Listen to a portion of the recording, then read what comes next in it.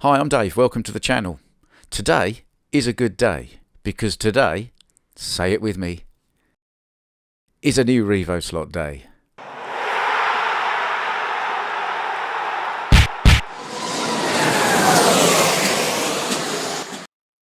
So here we are, straight to the box.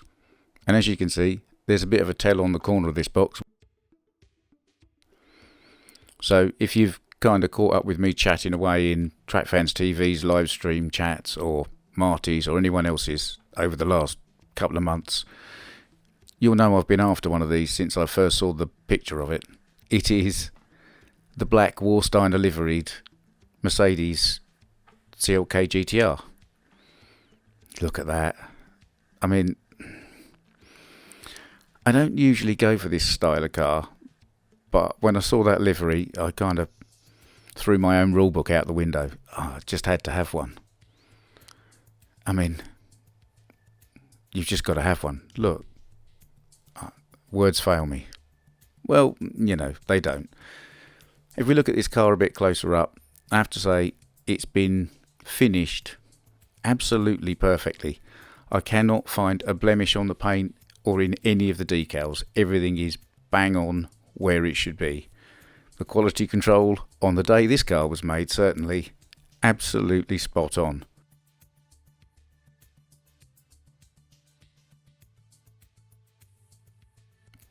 And of course it's part of, as usual with Revoslot, a 3 livery release. And that yellow one and that black AEG one, also very nice. But of the 3, you always have a favourite. This one really did jump out at me. And of course, it is the 3rd in a trifecta of Warsteiner liveried Mercedes, because there's also that silver one and that white one.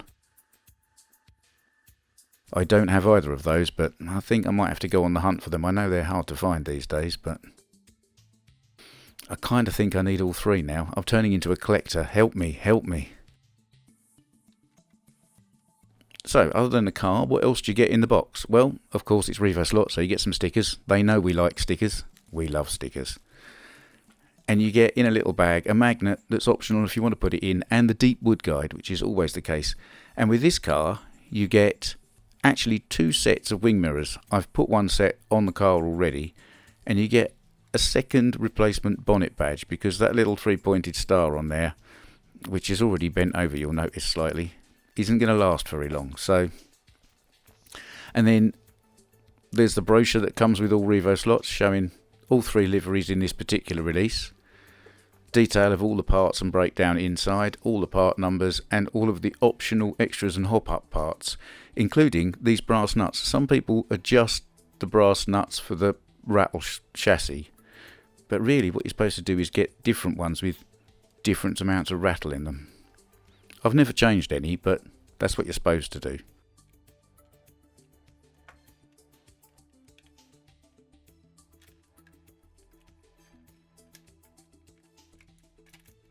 So a quick look inside, and it is, as always, a super light interior, and actually it's a super light shell. Possibly a little bit too thin in some places, but we'll get back to that in a little while. And another variation on the chassis from Revoslot. This one has alternative position for the 2 brass nuts. So whereas the Viper one had an alternate position for the front axle mount, this one doesn't. It has that instead. Now, I guess if you move the rattle point up slightly, it will change the amount of angle of rattle you get with the back axle relative to the front axle, if that makes sense.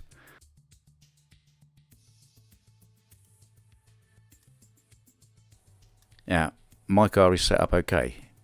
The front axle is spinning quite freely. If it's not, you can loosen off those little screws on the underneath that hold the carriers on, just to get it so that it will spin freely, and then tighten them back up. This car, I thought for a change I'd try something new. 26740, which was the Carrera Formula 1 digital chip. Now, it's a different shape to the last one I put in one, but it should fit in this car, and I thought I'd try a different one for a change. Now, it should go in about there somewhere.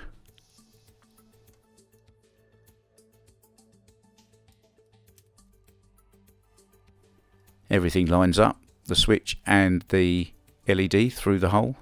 So I'll just take the old wiring out, and of course I tend to throw away the factory supplied braids. They don't really do me on my track. I just don't like it very much, and you'll see in manufacture they tend to kind of force the wires in, and it kind of ruins the ends of the bits of braid. So I tend to chuck those away and replace them with, of course, standard 035 slotting plus braid, because for me I found that works best on my particular Carrera track. You know, there's manufacturing deviations in bits of track and things, but so everybody's Carrera track is not always the same. But now the thing I'm going to use here is a bit of blue tack, of course. I noticed Harry Wise was using blue tack on John Albright's recommendation in his video about this car, so I am also a blue tack evangelist, as you well know if you watch my videos.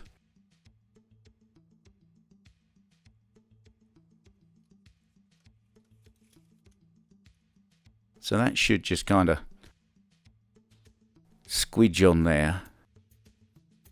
I mean, I like the blue tack as well, because not only does it make it as permanent a fix as you want it to, you know, you can pull it off again, but it sort of provides a bit of cushioning to the circuit board as well. And what I'm going to do in this case is just put another little bit of blue tack on the top of those brass rattle nuts, because blue tack's insulating, so I don't really want any risk of a circuit board short on those. So we'll just cover them up. It'll also dampen the rattle on the chassis slightly, and squidge the circuit board back down in place.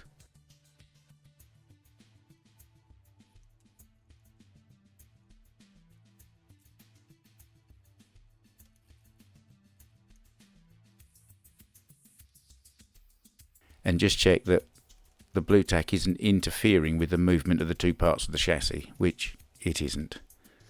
So now I can get on with wiring.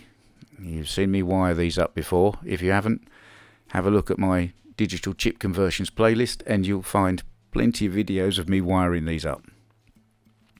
But for reference, as with all Carrera chips, whether they're Carrera ones or FT slot Technic, red wire on the left of the pickup, black wire on the right, and then you hook up the grey and the purple wires to the motor, and if you've got them the wrong way round, the car will run backwards. Swap them over and the car will run the right way round. No chance of doing any damage to anything by doing that.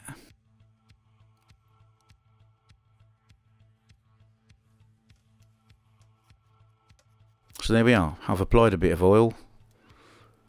I need to set the gear mesh because it's a little bit loose.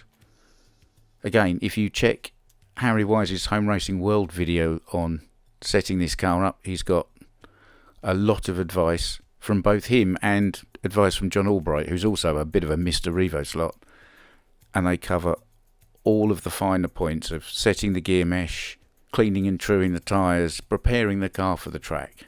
I'm not going to repeat all of that here. Go and watch that video. It's brilliant. I'll put some links up to it later in the video here.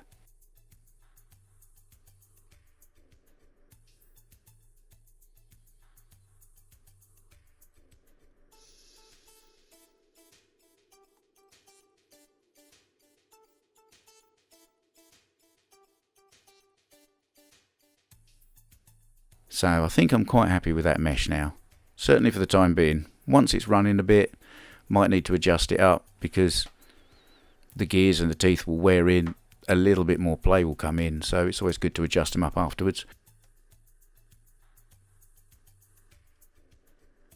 And I'll just check that it is actually square with the wheels relative to the chassis. And actually this one does appear to be. It's been very well set up. Everything lines up just nicely.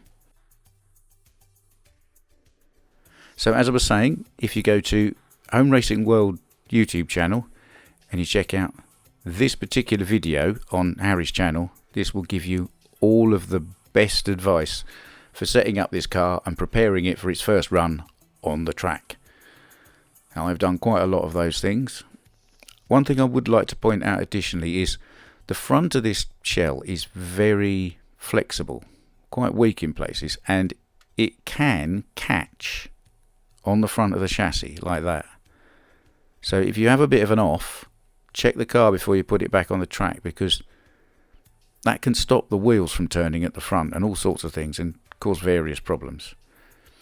And the other thing is, same thing I've done with my other two bigger Revoslots. I'm going to add 2 pieces of white electrical tape, just a square either side, along the join between the 2 pieces of chassis. This is not to stop it moving. Some people put quite big bits of tape all the way across. I found that really does completely negate the point of having a rattle chassis in the first place. But just a couple of little bits of soft electrical tape will still allow everything to move, but will just damp it slightly, so when it goes into a sharper corner it just takes the snap out of the movement in the chassis, which cushions the car as it goes into the corner, and I think it helps a bit. Probably marginal, but it makes me feel better for doing it. So here are the 3 cars, and of course if we compare this to the 911, it is a much longer wheelbase than a 911. About the same width, but yeah, much longer. And the Viper sits kind of between the two. Now on my track I would expect the shorter wheelbase cars to probably do better laps, simply because it's a fairly twisty track and there's not a lot of long straights to really open the car up on. Right, let's have a bit of fun.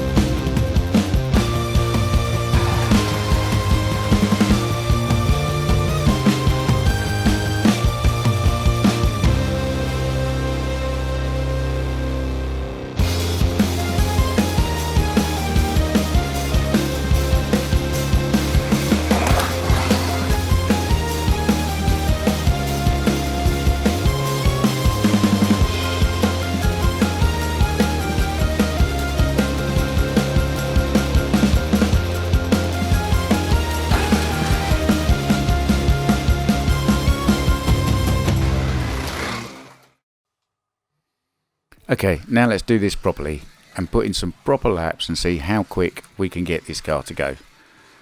As you can see, at proper let's try and set lap record speeds, it is really stable, it's really smooth, it's really quiet. It's surprisingly more predictable and easier around the corners than I was expecting it to be for being such a long wheelbase compared with the 911, which is the fastest car around this track.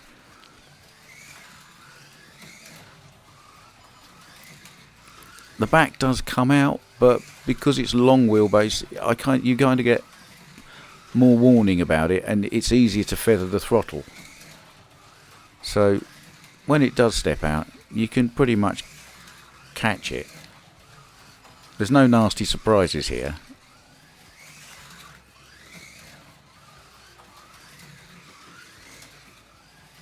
It's very easy to just get into a rhythm on the lap after lap.